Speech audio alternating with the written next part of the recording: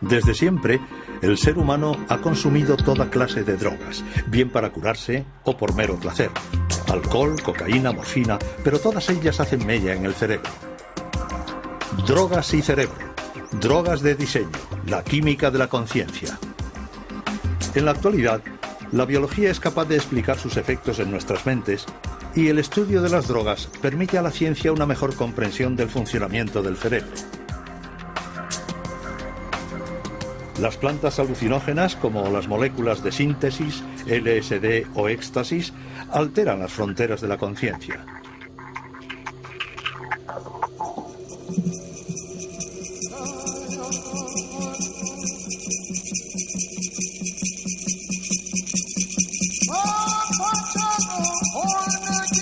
Peyote, setas, ayahuasca. Para comunicarse con el mundo de los espíritus, los hechiceros, curanderos y chamanes siempre han recurrido a plantas alucinógenas.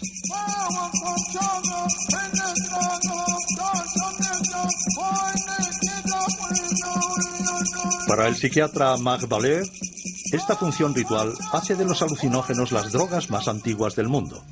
En la sociedad, el uso de alucinógenos ha ocupado siempre un lugar aparte. Podemos pensar que los alucinógenos son probablemente las primeras drogas conocidas por la humanidad a través del reencuentro con las setas. Se sabe bien que ciertos teóricos han hecho de este reencuentro con los alucinógenos el mismo inicio de la humanidad. Es posible que las primeras religiones del mundo hayan nacido del culto bajo setas alucinógenas entre los sumerios y babilonios. Y también se sabe que en las culturas chamánicas el uso de alucinógenos es el modo privilegiado de contactar los hombres con los dioses, el mundo profano con el mundo sagrado.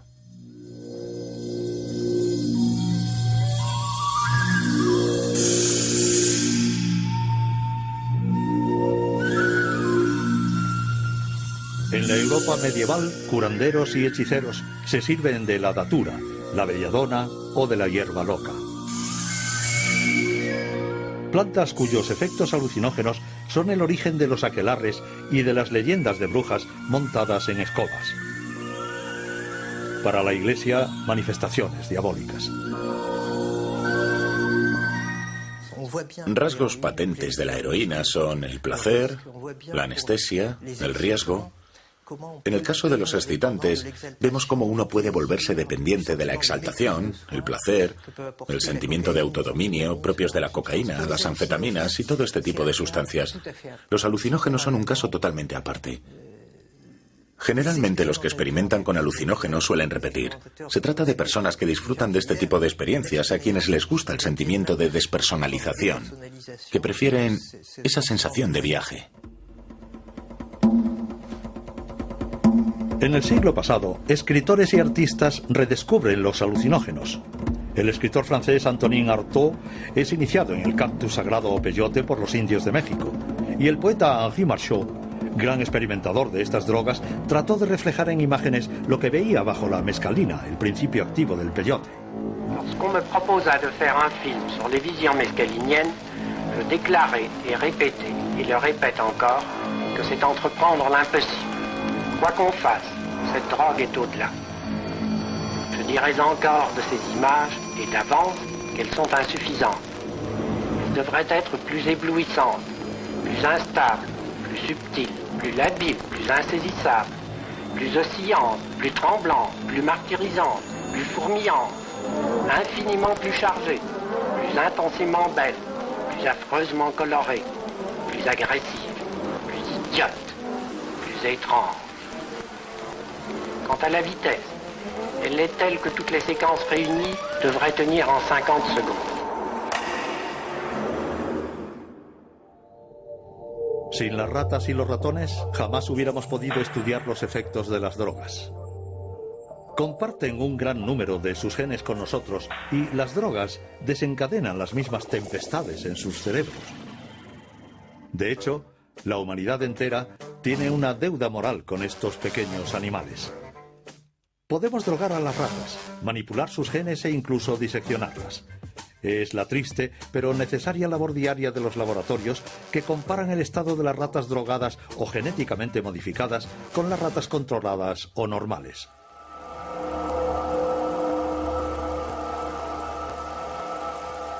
Para surtir efecto, el LSD, como todas las drogas, boicotea el sistema de comunicación del cerebro. Pues nuestro cerebro se pasa la mayor parte del tiempo hablando consigo mismo. Su buen funcionamiento se basa en el diálogo incesante entre nuestros 100 millones de células nerviosas, las neuronas. Para hacer circular la información, las neuronas envían mensajeros químicos denominados neurotransmisores. Bien sea el dolor, el placer o el ritmo en el intercambio de información, los neurotransmisores regulan un equilibrio sutil y complejo del que depende el conjunto de las funciones de nuestro organismo. Entre cada neurona existe un pequeño espacio en el que reina una intensa actividad. Es aquí, en la sinapsis, en donde actúan los neurotransmisores. Para hacer circular la información de una neurona a otra, se dirigen a sus receptores correspondientes.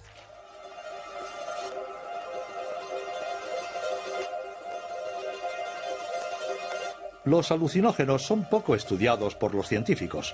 Franz Vollenweider dirige uno de los escasos equipos en el mundo que se dedica al estudio de sus mecanismos de acción en el cerebro. Yo estaba personalmente interesado en el fenómeno de la pérdida de las fronteras del ego. Y drogas como el LSD son unas de las pocas drogas o sustancias que se pueden usar en condiciones experimentales que inducen a este género de estado. No existen otras drogas que produzcan una alteración tan profunda de las fronteras del ego. Comienza con un apaciguamiento de la relación entre el cuerpo y el entorno. La mente se modifica tanto que uno piensa que se funde con el entorno o incluso con el cosmos en un estado de éxtasis. Por tanto, es una experiencia profunda y no tenemos ni idea de cómo ocurre eso.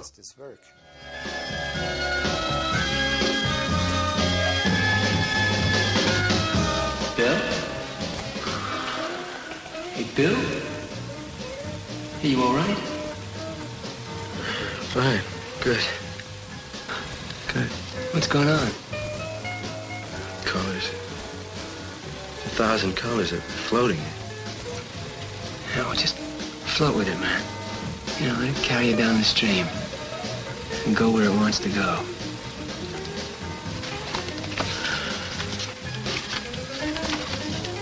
You will find that you will become one with your surroundings. You will live in perfect harmony with the world around you. You can reach out your hand and become one.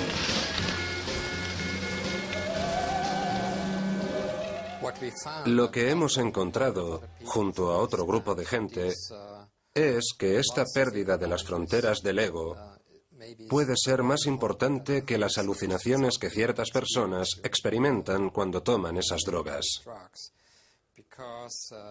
Porque esta pérdida de las fronteras del ego puede llevar a una especie de estado místico, lo que se denomina la unión mística, si es realmente extrema. O puede tomar otros derroteros. Uno puede sentirse hecho añicos, ansioso y dividido. No se puede obviar lo que está realmente ocurriendo.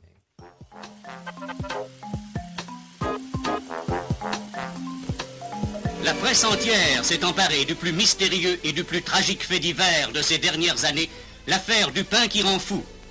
La paisible petite ville de Pont-Saint-Esprit a été la proie de ce mal inexplicable qui a frappé près de 200 personnes. Des crises de folie hallucinatoires dues à la présence dans le pain de l'ergotine, le poison des céréales, ont fait plusieurs morts.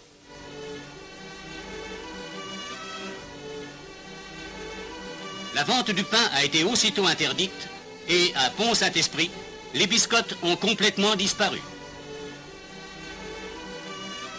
Le passage de ces corbillards devant une boulangerie close, c'est ce que la justice reprochera à un minotier qui avait trop aimé l'argent. Esa aldea francesa se intoxicó debido al cornezuelo del centeno. Estudiando los derivados de este parásito de los cereales, el químico suizo Albert Hofmann, mientras investigaba un remedio contra la migraña, inventó en 1943 una droga que iba a sacudir a toda una generación, la dietilamida del ácido lisérgico, más conocida bajo el nombre de LSD.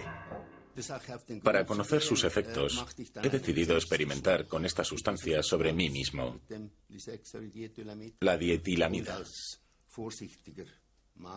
Como hombre prudente que soy, he comenzado con la cantidad más pequeña posible, capaz de hacer algo de efecto, o sea, con 1/4 de miligramo.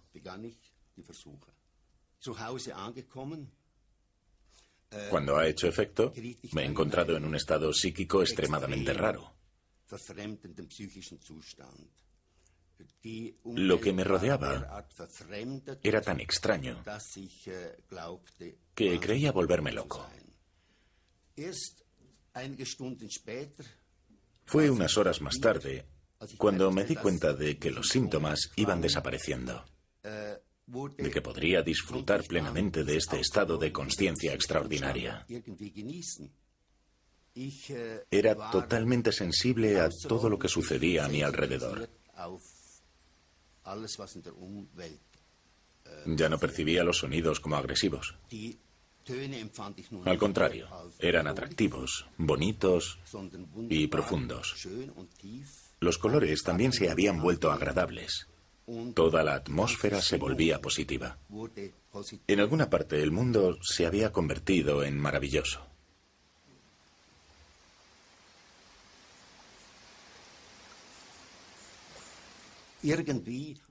Esto poco antes de haber sido endemoniado, por decirlo de alguna manera, pero ahora me encontraba en un universo mágico.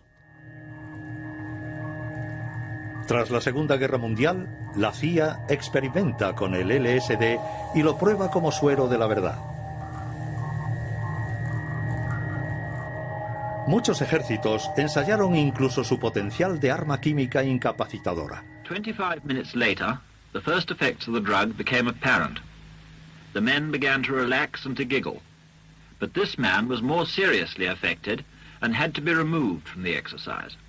After 35 minutes, one of the radio operators had become incapable of using his set, and the efficiency of the rocket launcher team was also very impaired. 10 minutes later, radio communication had become difficult, if not impossible, but the men are still capable of sustained physical effort. This man nearly succeeded in felling this tree using only a spade. But 1 hour and 10 minutes after taking the drug, with one man climbing a tree to feed the birds, the troop commander gave up, admitting that he could no longer control himself or his men. En 1954, el escritor Aldous Huxley publica Las puertas de la percepción, un libro que cuenta sus visiones bajo la mescalina y hace descubrir la experiencia psicodélica al gran público. Do you think imaginative writers would benefit by that?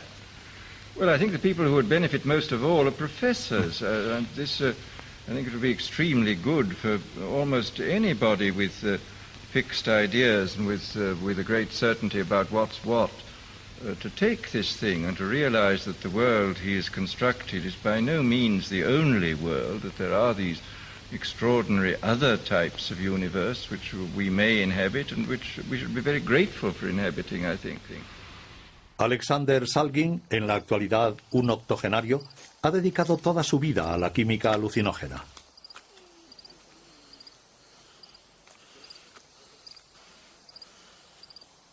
En su pequeño laboratorio casero cerca de San Francisco, ha inventado más de 150 moléculas psicodélicas.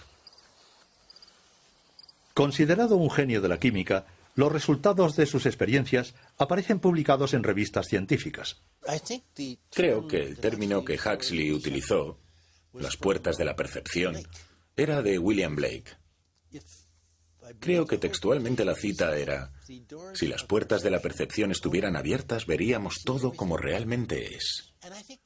Creo que la idea de hacer todo absolutamente disponible y perceptible, de la misma forma que Huxley trataba de hacer entender en sus escritos, es algo peligroso. Eso es esquizofrenia. Se tiene acceso a todo en estos términos. Vaya, mira eso, míralo. Me acuerdo de esto y de aquello. He hablado con Dios y me están pasando más cosas. Y uno no es capaz de comportarse socialmente de una manera segura. Por tanto, hay un lado negativo en abrir las puertas de la percepción.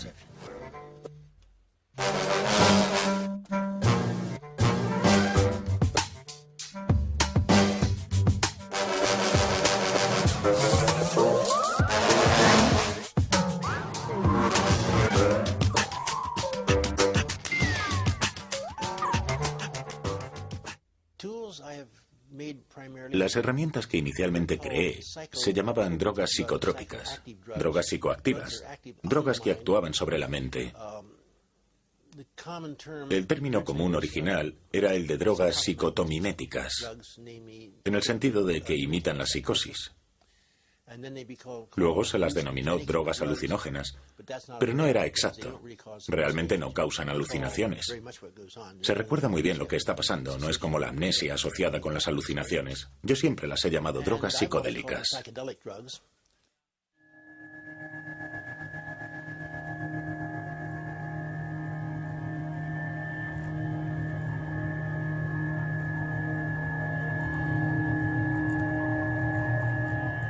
En los años 40 y 50, unos psiquiatras estadounidenses se interesaron por el LSD, el cual inducía estados próximos a la psicosis, para tratar de comprender los mecanismos de la esquizofrenia.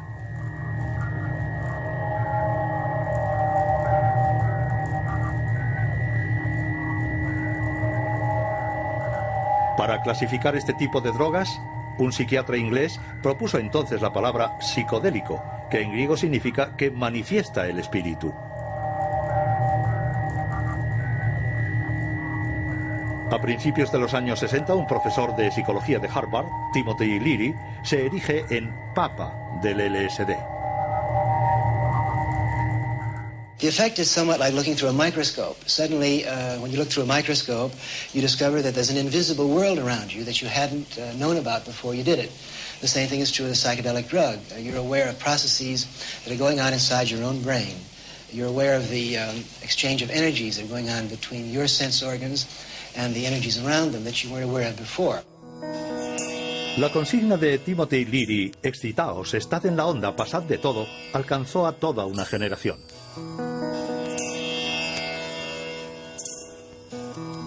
El escritor Ken Kesey, autor de la célebre novela Alguien voló sobre el nido del cuco, contribuye largamente a la difusión del ácido, sobrenombre del LSD. Con su grupo llamado Los Alegres Bromistas, recorre Estados Unidos en un autobús decorado con flores. El dispositivo de sus acid test pone las bases del estilo y de la estética psicodélica.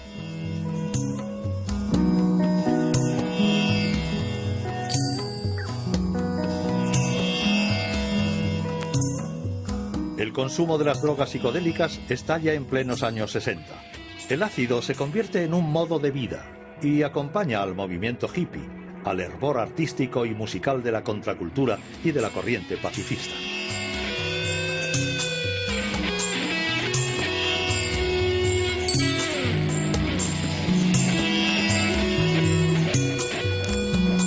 Algunos políticos incluso declaran que el ácido es más nocivo que la guerra de Vietnam. En 1966, Estados Unidos, seguido por otros países, acaba prohibiendo el LSD y todas las drogas psicodélicas. Entonces se hizo muy difícil para los psiquiatras y otro personal médico utilizar este tipo de drogas como herramientas de investigación. Por tanto, la investigación cayó en picado. Y con el desarrollo de nuevas herramientas de investigación en los 80 y los 90, algunos estudios llegaron a plantearse cómo actuaban realmente estas drogas en el cerebro y cómo afectaban a las neuronas. Más allá de la psicología, estábamos muy interesados en comprender cómo interferían en las redes neuronales, en las neuronas y en las áreas receptoras. Así pues, nuevas investigaciones comenzaron durante los años 90. Se han realizado numerosos estudios de cómo las drogas afectan al cerebro, pero con drogas que actúan sobre la mente se puede recurrir a animales de laboratorio a los que se les puede someter a radiactividad, cortar la cabeza y diseccionar el cerebro en láminas para observar dónde se ha alojado la radiactividad. Pero esto no sería muy ético hacerlo con humanos.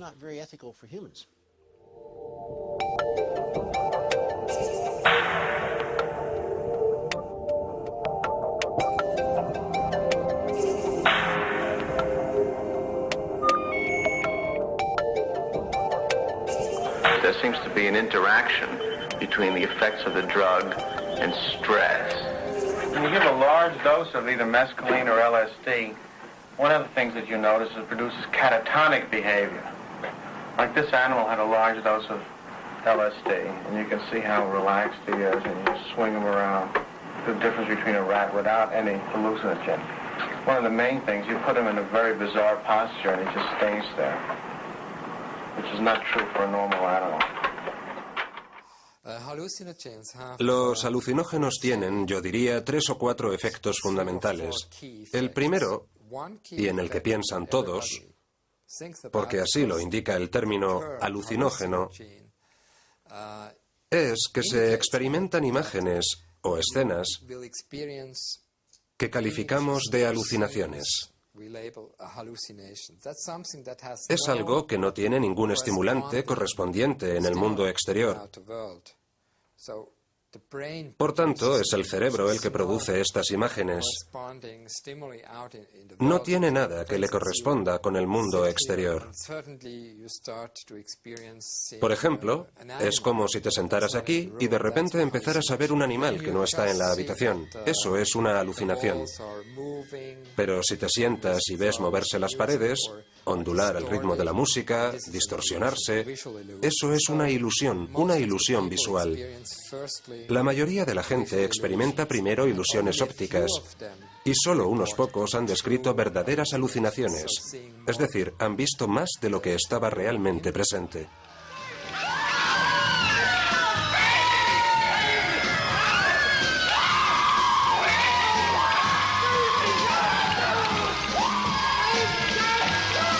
Take you to the hospital.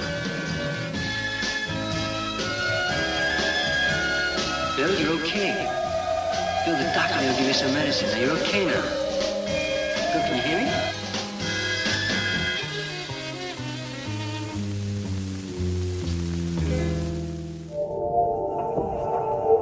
El LSD no crea verdaderas alucinaciones, pero altera o deforma la percepción. Este efecto es debido a su acción sobre las redes de un neurotransmisor que se llama serotonina.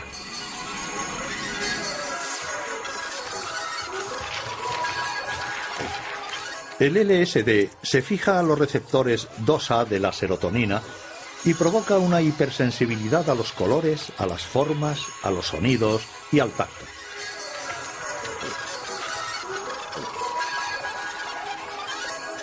El LSD perturba también los circuitos de los otros neurotransmisores. El glutamato es un acelerador de la información. Su activación explica la rapidez y los problemas de raciocinio.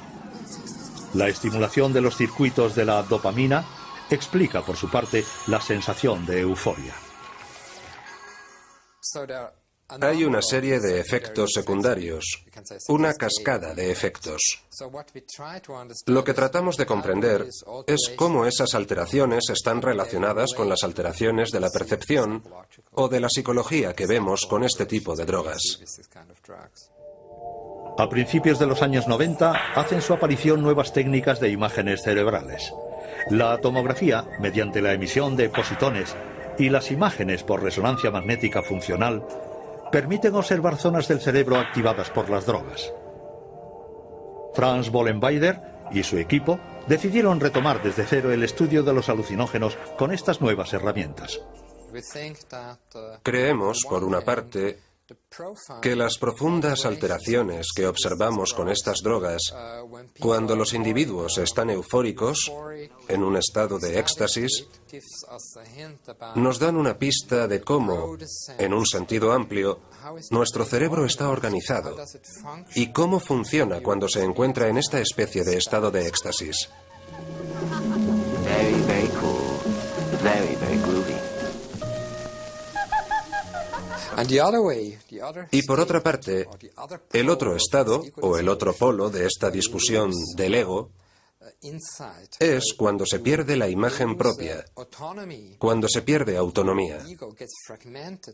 El ego acaba haciéndose añicos, y esto se asemeja mucho a los estados de esquizofrenia. Usually a separate tent setup, which we call the trip tent.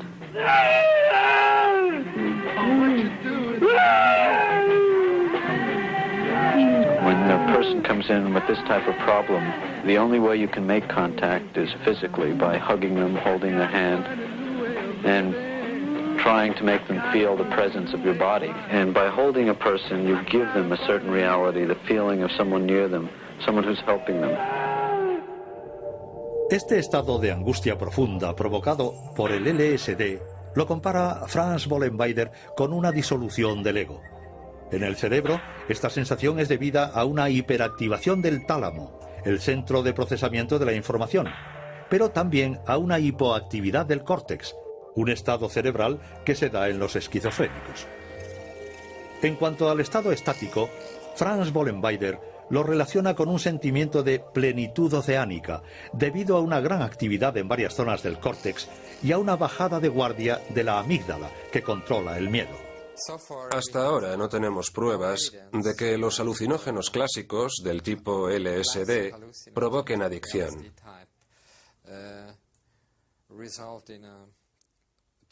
Puede darse una cierta dependencia psicológica, pero básicamente no existen síntomas somáticos cuando se deja la droga, el llamado síndrome de abstinencia. Es algo único de estos alucinógenos.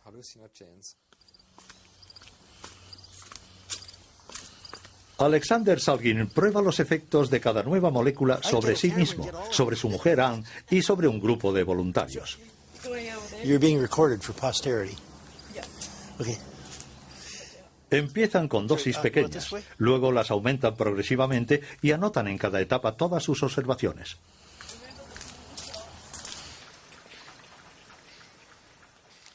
Probablemente una de las más memorables fue la 202-CB, que es una sustancia cuyos efectos empiezan muy suavemente. Durante mi primera experiencia, tuve la oportunidad de visitar un museo de pintura y empecé a darme cuenta por vez primera por qué el pintor pintaba así. Es decir, veía a través de las pinturas a su autor. Y esta forma de comunicación me pareció extraordinariamente interesante y bastante sorprendente. La idea de abrir las puertas de la percepción es esencial porque la mente está constituida de toda suerte de elementos, ideas, memoria, recuerdos y, quién sabe, vidas pasadas y futuras que están detrás de puertas cerradas. Y solo existe una forma de acceder, abriéndolas. Mejor de una en una porque de otra forma nos abrumaría tanta información. Pero opino que este concepto de abrir las puertas de la percepción es algo fundamental, esencial para aprender a conocernos. Todos tenemos una bestia interior y es una de las áreas de trabajo favoritas de mi esposa Anne. Hay un animal dentro de nosotros que no conocemos. No es el subconsciente, sino el inconsciente. No conseguiremos estar en paz con muchos de nuestros aspectos negativos, con nuestros problemas psicológicos, hasta que no conozcamos un poco a ese animal. Puede que nunca estemos de acuerdo con él, pero el tema no es solo si deberíamos conocer a ese animal, sino también observar el mundo a través de sus ojos, aunque sea durante un breve momento. Este género de cosas puede resolver muchos problemas psicológicos. Por tanto, abrir este tipo de puertas es un concepto real.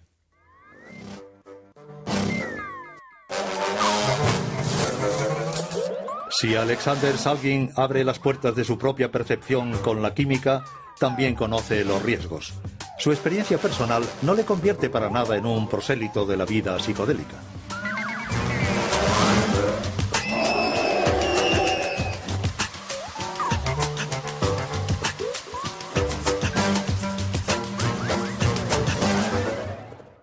Intento no ser un consumidor crónico de productos psicodélicos porque lo que yo encuentro excitante es el descubrimiento.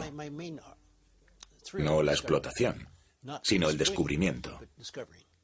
Y quiero mantenerme capaz de hacerlo. El descubrimiento más famoso de Alexander Salgin es el éxtasis, que se convertiría en la droga más popular entre los jóvenes. De hecho, la molécula del éxtasis, la MDMA, fue inventada y patentada en Alemania en 1914, sin que se le encontrara una utilidad. Alexander Salgin se interesó por ella en los años 70 y le encontró un perfil muy particular. Era una especie de producto químico nada interesante, pero que estaba ahí y nadie le prestaba atención. Lo publiqué creo que a principios de 1970. Luego me enteré a través de un amigo que esta sustancia no psicodélica estaba siendo utilizada en Chicago. Así que analicé su estructura, la sinteticé y creé un compuesto fascinante. Mi relación principal con la sustancia es que fui el primero en describir su acción sobre el hombre. Pero yo no soy en ningún caso su inventor. Publiqué un texto con un par de personas más en una revista científica y lo presentaba como algo que abría la actitud de una persona hacia sí mismo. A su vez, sugerí firmemente que sería una buena herramienta terapéutica. Y efectivamente fue utilizada en psicoterapia durante 3 o 4 años en varios lugares del mundo hasta que fue declarada ilegal. Todas estas drogas del tipo MDMA son muy diferentes, por ejemplo, de los alucinógenos. Primero, porque no producen alucinaciones. Es inusual. Quizás solamente con dosis altas. Y segundo, porque facilitan el buen estado de ánimo, estimulan la comunicación. Algunos las denominan drogas prosociales.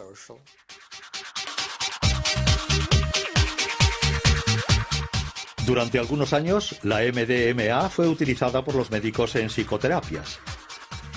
Pero después de su prohibición, la MDMA o éxtasis se convirtió en una droga sinónima de fiesta. Muy eficaz contra la fatiga, el éxtasis es sobre todo utilizado por amantes de la fiesta y el baile. Lo consumen cerca de 8 millones de personas en el mundo.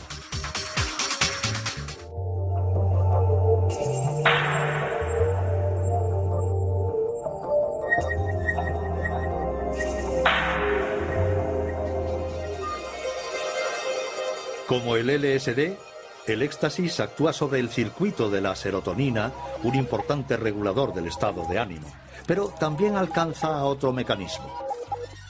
En un cerebro sin droga, la serotonina es recaptada por una especie de aspirador molecular, el transportador. Esta limpieza permite a la sinapsis mantenerse preparada para recibir otro mensaje. El éxtasis bloquea este transportador. Un torrente de serotonina se vierte entonces en las neuronas y provoca una sensación de alegría y empatía. El problema es que las reservas de serotonina se vacían completamente. Las neuronas ya no pueden funcionar como antes. Si uno toma 2, quizás 3 comprimidos de esta droga, creemos que los almacenes de serotonina se vacían. Son necesarios 2 o 3 días para que vuelvan a llenarse de nuevo. Es lo que típicamente le ocurre a aproximadamente 1/3 de los sujetos estudiados. Con una sola dosis, afirman que después de 2 o 3 días sienten una especie de tristeza a mitad de la semana. A escala celular, el éxtasis actúa sobre las neuronas con serotonina. Con las técnicas de la imagen aplicadas a la medicina, ahora se puede determinar qué regiones del cerebro son alcanzadas por la droga.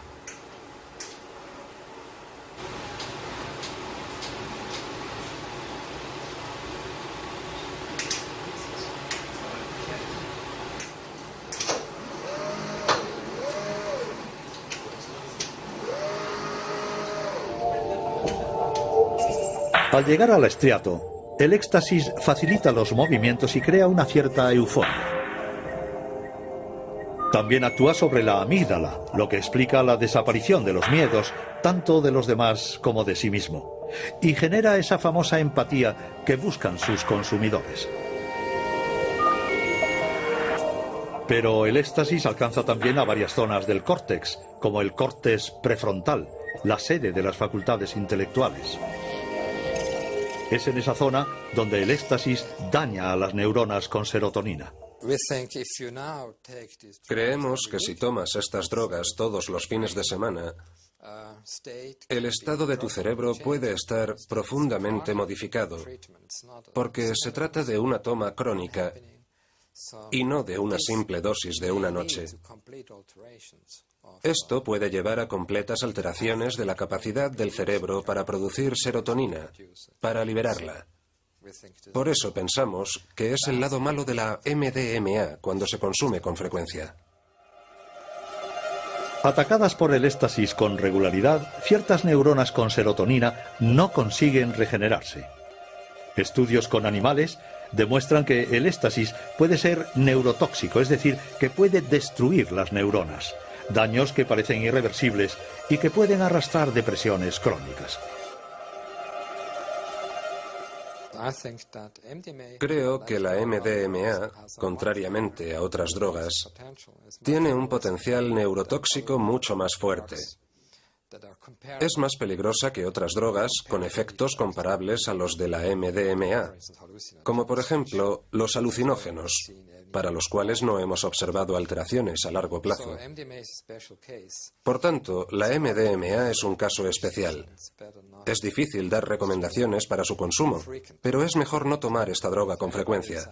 Y si alguien me pidiera mi opinión, le diría que ni se le ocurra probarla, para no correr ningún riesgo.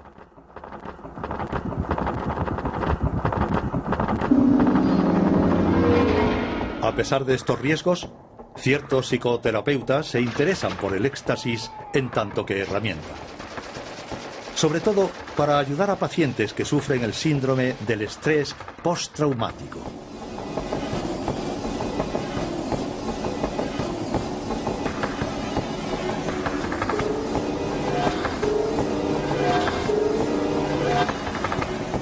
Es el estado de shock de los veteranos del Vietnam lo que ha permitido a la medicina identificar este problema psiquiátrico que hasta entonces no tenía existencia oficial. En España, el psicólogo José Carlos Bouso ha prescrito pequeñas dosis de MDMA a pacientes víctimas de violaciones o agresiones sexuales. Bueno, el trastorno de estrés postraumático es un cuadro sintomatológico que aparece cuando una persona se ve expuesta a la vivencia de un suceso traumático dramático, ¿no? Como puede ser una agresión sexual, un acto terrorista o pues cualquier otro tipo de acto violento.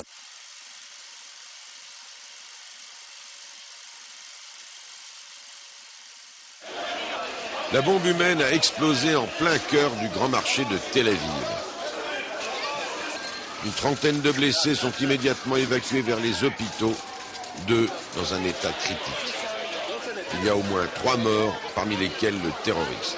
Selon les services israéliens, il avait 18 ans, il est venu d'un camp de réfugiés proche de Naplouse et serait passé par Jérusalem.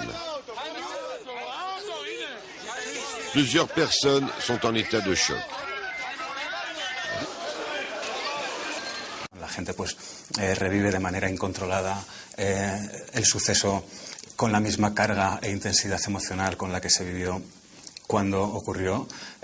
También tienen pensamientos intrusivos, las imágenes se les aparecen en la mente o tienen pensamientos muy distorsionadores o muy estresantes respecto al suceso traumático, y están en una situación también permanente de hiperactivación, como alerta a cualquier estímulo del medio que pueda repetir el suceso traumático. Y esto además se acompaña generalmente pues de una alta comorbilidad, con depresión, con trastornos obsesivos compulsivos. En definitiva, las personas que viven o que sufren trastorno de estrés postraumático tienden a ver al mundo como algo amenazante y a verse a sí mismos como incapaces para poder actuar dentro de ese mundo.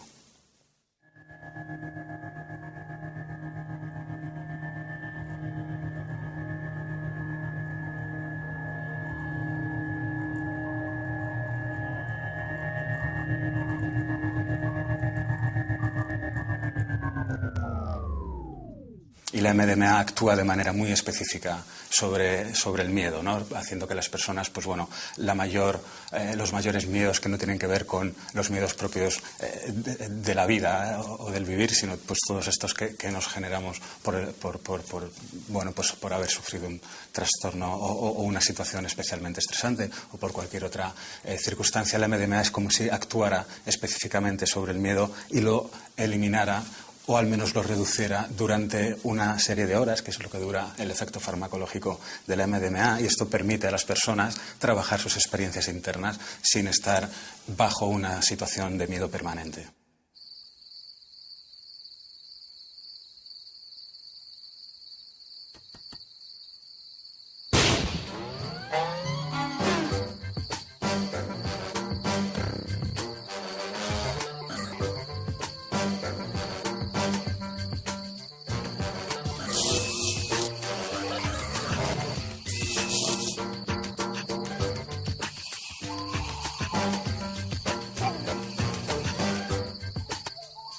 Los pacientes de José Carlos Bouso solo tomaban pequeñas dosis de éxtasis.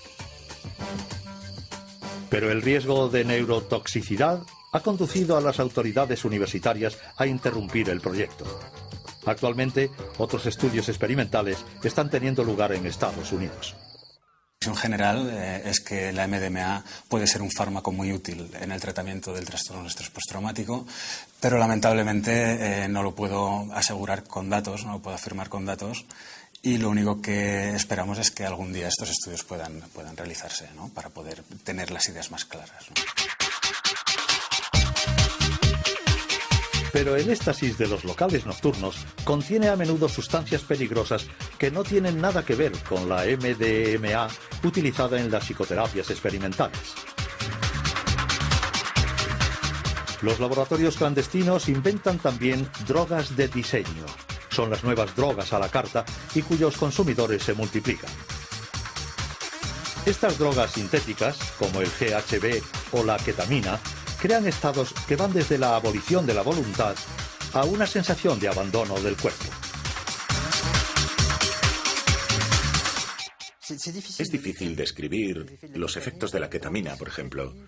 Son drogas ambiguas porque los individuos tienen a veces vivencias bastante diferentes, pero es un poco una ausencia brutal de la realidad. Ciertas personas cuentan su experiencia con la ketamina como otras contarían lo que se denomina experiencias cercanas a la muerte, próximas a la misma muerte.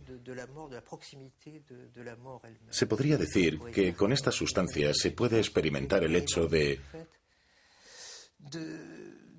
abandonar las partes más evolucionadas del cerebro para regresar con bastante rapidez al estado vegetal o de cerebro reptiliano o vegetativo. Y es una experiencia que ciertas personas parecen apreciar sobremanera. Quizás el concepto de identificarse con un vegetal les resulta a fin de cuentas bastante emocionante.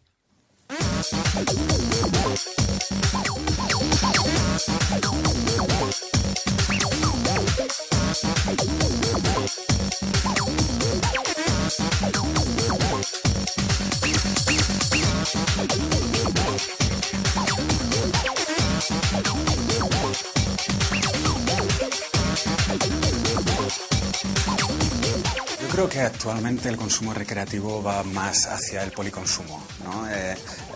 Pues hay un menú psicotrópico del que el consumidor hace uso a lo largo de la noche en función de los efectos que va queriendo o que va sufriendo o que va teniendo, ¿no? Pues si tienes estimulación, tomar un poquito de depresor para poder tal, o si estás un poco bajando de los efectos de una tal, tomar un poco más. Es decir, jugar con las distintas sustancias, aunque en realidad esta es la imagen más dramática que podemos tener de los consumidores. Por otra parte, esto también está ocurriendo en la sociedad tal normal de a pie de calle, ¿no? Cada vez tenemos más drogas o más sustancias de las que se llaman drogas de estilo de vida. Por ejemplo, pues Viagra para el tratamiento de la impotencia, o tenemos algunos antidepresivos que están empezando a utilizarse para la gente que tiene miedo a hablar en público. Es decir, que esto yo creo que es un fenómeno muy generalizado en toda la sociedad, tanto con drogas de farmacia como con drogas ilegales, ¿no?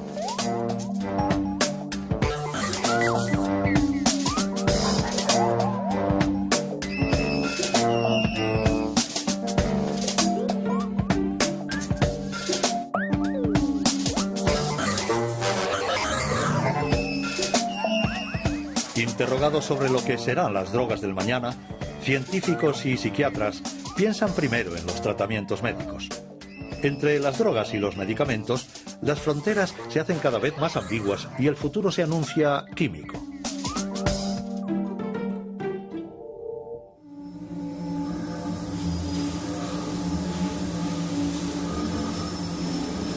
La civilización es esclava de las pastillas, una pesadilla que ya describió Aldous Huxley en 1932. En su novela Un mundo feliz, el escritor imagina una sociedad regulada por el soma, una droga omnipotente que apacigua o vuelve eufórico según la dosis administrada. You do, of course, anticipate this world of tranquilizers and pep drugs and truth drugs in your novel Brave New World, to some extent. Yes, I was, of course, there. I projected these things 500 or 600 years into the future, and it is rather alarming to find that only 27 years later, quite a number of these forecasts have already come true, and come true with a vengeance. Es difícil saber lo que serán las drogas del mañana porque estamos en un mundo que es probablemente cada vez más abiertamente químico, algo muy criticado por algunos. Vemos claramente que los medicamentos, la utilización de las moléculas psicoactivas se aplican más a menudo en cuadros terapéuticos en el sentido de tratamiento de las enfermedades mentales. Es el problema del tratamiento de la depresión. No se sabe muy bien dónde está la frontera entre la normalidad y la depresión. Lo mismo ocurre con la angustia. No se sabe de cierto a partir de qué duración de la crisis de ansiedad hay que aplicar el tratamiento. Y lo mismo ocurre con el problema del tratamiento del insomnio, etc. El consumo de antidepresivos, de ansiolíticos y de sedantes en los países desarrollados está conociendo un crecimiento vertiginoso. Este recurso sistemático a la química saca a la luz numerosas preguntas sobre la evolución de nuestras sociedades y las exigencias que pesan sobre cada individuo. La realidad es que parece ser que ahora mismo las drogas del futuro se podría decir que son quizá los antidepresivos, ¿no?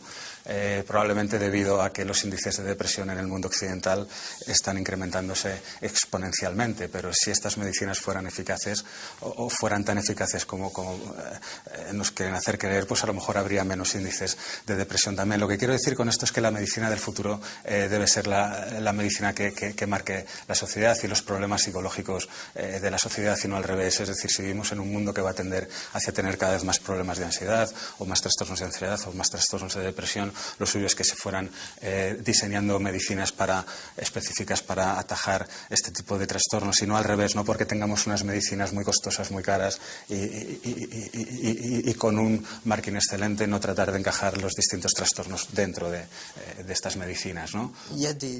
Hay médicos, en el sentido literal del término, que querrían solo sanar a los enfermos claros, que piensan que hay un abuso en el consumo de medicamentos, que todos los problemas psíquicos son tratados con medicamentos, que pronto nos levantaremos con la pastilla para despertarnos, nos acostaremos con la píldora para dormir, disfrutaremos con la pastilla del goce, comeremos con la pastilla que incita el hambre, etc. Personalmente, yo no soy tan pesimista. Opino que en realidad es el uso que le dé la gente lo que determinará el lado nocivo o el lado beneficioso de una misma sustancia. Se está estrechando la frontera entre las sustancias clandestinas y la farmacología legal. El futuro de la sociedad se dibuja bajo un trasfondo de descubrimientos asombrosos. Esclavo de las nuevas drogas y medicamentos, incansablemente empujado a hacerlo mejor, ¿el hombre del futuro será un zombi cebado de cócteles químicos? ¿O más bien sabrá hacer un uso inteligente de las herramientas de la conciencia? La respuesta no se encuentra en los laboratorios, sino en la evolución de cada uno de nosotros.